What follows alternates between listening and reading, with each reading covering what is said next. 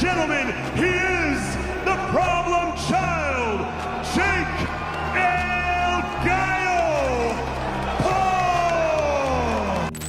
Making his entrance to the ring, the challenger, AJ Anthony Joshua!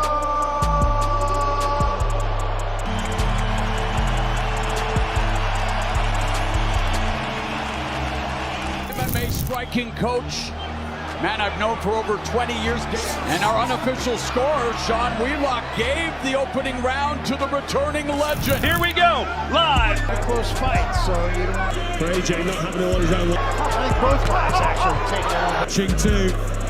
Body back. There's the left hand. Got it fairly wide, haven't you, Carl? I know Tony Bellew has too.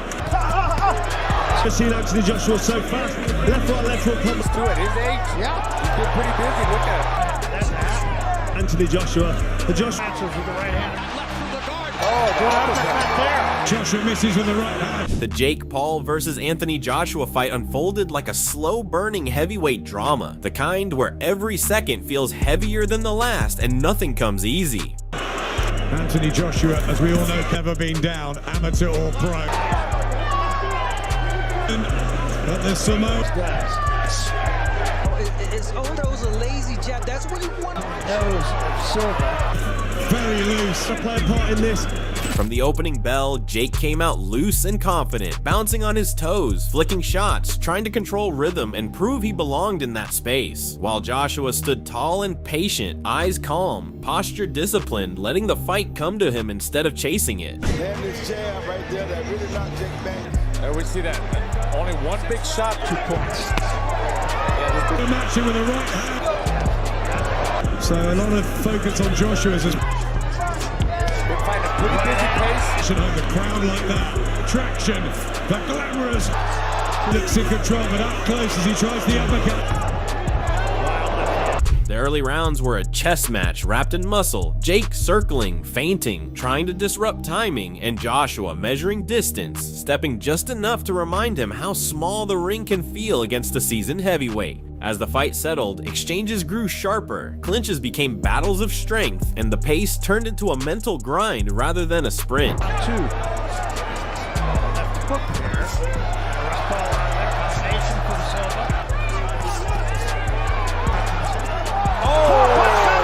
Jolting right hand sends Joshua down.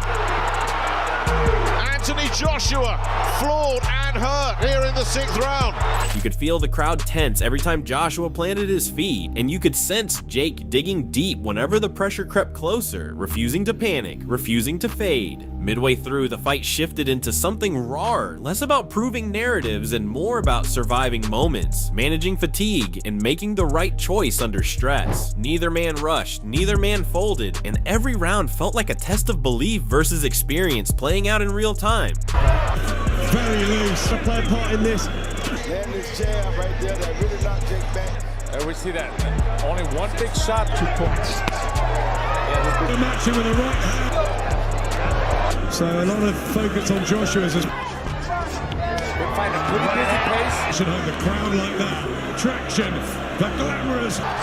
Looks in control, but up. By the later stages, sweat, breath, and willpower told their own story, with both fighters having to rely on composure as much as power. It wasn't flashy, it wasn't reckless, it was controlled intensity, ambition colliding with heavyweight reality, leaving the arena buzzing, not because of a single moment, but because the fight itself asked a question that only the ring can ask and made everyone stay to hear the answer.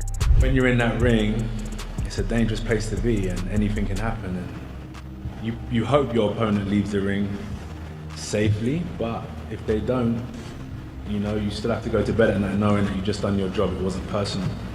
I mean, yeah, look, I mean, it is a big task, but I mean, if this fight were 14 months ago or whatever, however many months ago you had the belt, then when I win, it would have been me becoming the heavyweight champion of the world. So you would have beat me for the belt. And you claim you're better than Tyson, all these people, so I mean, we'll see. Before the first punch was ever thrown, the contrast showed up right on the scale, quietly setting the tone for everything that followed. Anthony Joshua stepped onto the weigh-in platform at a solid 243.4 pounds, looking carved, balanced, and purposeful, not bulky for show, but built like a heavyweight who understands exactly what his body needs for 12 hard rounds.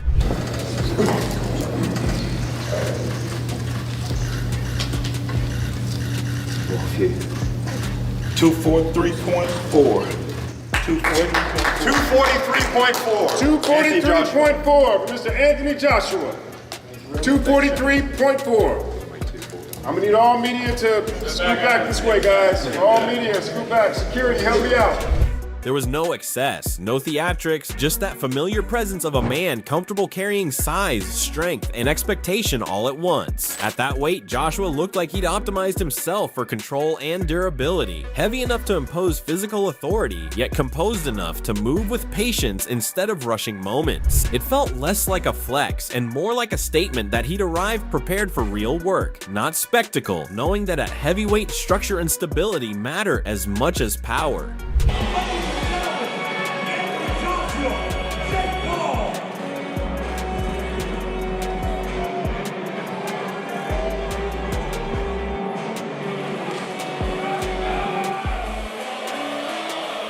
Jake Paul followed at 216 pounds, noticeably lighter, leaner, and sharp, carrying himself with the confidence of someone who trusted his conditioning and speed over sheer mass. The weight reflected his approach, mobility, rhythm, and endurance rather than brute force, suggesting a game plan built around movement, timing, and belief in his gas tank. 216.6. Yeah! Absolutely dialed!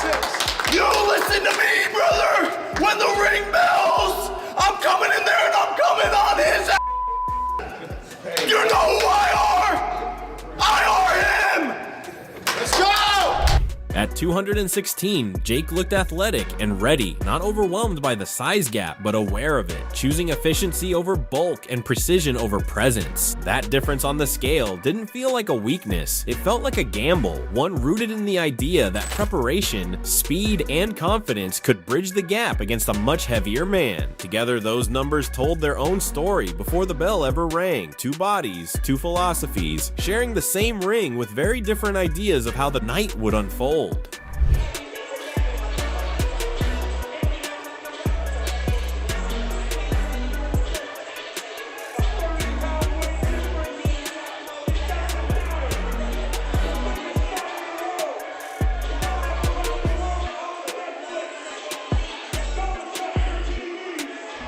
And right after those numbers on the scale told us this was a grown man equation, AJ grabbed the mic and basically told everyone to stop confusing kindness with mercy. I'm listening to Joshua here and thinking, yeah, this isn't arrogance, this is experience talking back. He's not calling Jake delusional, he's calling him dangerous in the only way that matters, belief. AJ's whole point is simple. Underestimate a man who believes in himself and you've already handed him a lottery ticket. And when AJ says you're getting the full AJ, that's not trash talk. That's a warning wrapped in professionalism. Do you just think this guy's deluded? Nah. Look, an amateur coming into the game with no experience, he's taking on some good names. They may be old, they may be from different combats in terms of MMA and so on, but he's got in the ring at a decent level, fought Tommy Fury and so on, so he believes in himself. I take it seriously, I respect it. Yeah, but their levels, come on AJ. No carrying, no charity rounds, no influencer detours, just a methodical heavyweight doing what heavyweights do. I love how he explains it too, like a craftsman, not a bully. Knockouts aren't accidents, they're processes. You don't rush them, you build them. And when he talks about integrity, that's the line Jake fans might miss. AJ's not here to play villain or hero. He's here to do his job properly because this sport doesn't respect shortcuts. The fact that you've been Olympic champion, two-time world champion, are you going to have to carry him to make it a spectacle? Or is he going to get the full AJ? The full. I've never gone in there and knocked someone out within 10 seconds. There's a methodical process to knocking someone out. But if the opportunity presents itself, I'm not planning on carrying Jake for 1 second more than I have to. And yeah, he leans into the knockout talk with a grin because let's be honest, you, me, and everyone watching knows why boxing lights up when fists start flying. This wasn't AJ hyping violence, this was AJ saying, don't ask me to water it down. At 243 pounds, with power in both hands and zero interest in babysitting, he sounds like a man who knows exactly who he is, exactly what's expected, and exactly how thin the line is between spectacle and seriousness. And trust me, when a heavyweight starts talking this calmly, this clearly, this unapologetically, that's when you stop laughing and start paying attention. People are saying, AJ, they want you to win by knockout. What do you make of that? People here in the States as well. I love him. That's what we gotta do. That's what we're supposed to do. From the days of watching Mike, whether it's Foreman, Shavers, why do people love boxing? They don't love it from fighters that box 12 rounds and look great technically. They want to see people getting knocked out. It's just the game I'm in. People got to understand it. And I know people know where I'm coming from. They are like, oh my God, he's so crazy. No, they want to see knockouts. I respect it. I love it.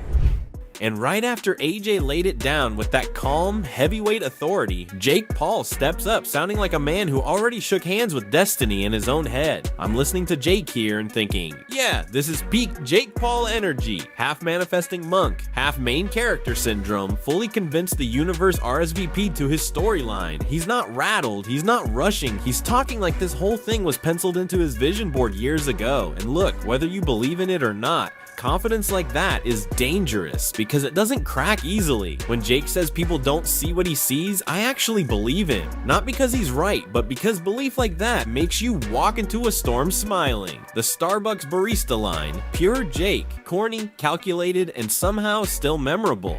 And to be brutally honest, not many of them are rooting for you. Some have said to me, he's deluded. What would you say to them? I know you got him picked. Like, that's what it is, you know. Of course, people don't believe in me. They don't see what I can do. They're not in the gym with me. So I don't blame them for having that opinion and thinking that this is a crazy fight for me. But I see something completely different that no one else sees, and they're going to get to see it in roughly 24 hours. That's him trying to flip tension into comfort, turn a 6'6" heavyweight into just another character in his movie. And when he talks about nerves, meditation, breath work, letting energy go, that's not fear, that's preparation wrapped in influencer language. You might laugh at it, but you can't ignore it. I love how he casually brushes off the scripted fight talk too, like, relax, this is real life, not Netflix drama, while simultaneously acting like the world's about to reboot around him. And here's the thing you and I have to admit, Jake isn't pretending this is easy. He's calling it the hardest thing he's ever done. And that honesty actually makes the confidence louder. He's not reckless, he's committed. Whether that belief survives contact is a different conversation. But walking into a moment like this with jokes, calm breathing, and zero visible intimidation, that tells me one thing. Jake Paul might be in over his head, but he's walking in upright, smiling, and fully convinced this chapter ends exactly how he imagined it. And in boxing, belief doesn't win fights, but it does make them uncomfortable. What would it mean if you pulled this off? Yeah, when I win tomorrow, I mean, it's going to be an incredible moment, but at the same time, I know that it's coming. So I'll be very happy, and it'll shock the world. People will, the world will be turned upside down. But at the same time, it'll just be proving myself right. And I will be the, face of boxing, the king of boxing, and just continue from there into more big fights. At the end of the night, this felt less like a simple fight and more like a stress test for boxing itself, where experience, belief, preparation, and pressure all got thrown into the same ring to see what cracked first. One side brought years of discipline and calm control, the other showed up powered by confidence, vision, and the refusal to feel out of place, and that clash alone made every moment matter. It wasn't about flash or viral moments, it was about how each man handled the weight of expectation when the noise faded and the work started. Now, I want you in this conversation because fights like this don't end when the bell stops. Did experience set the tone, or did belief stretch the limits further than you expected? Drop your take in the comments, argue it out respectfully, and if you're rocking with Boxing Headquarters, make sure you like, share, and subscribe. See you in the next one.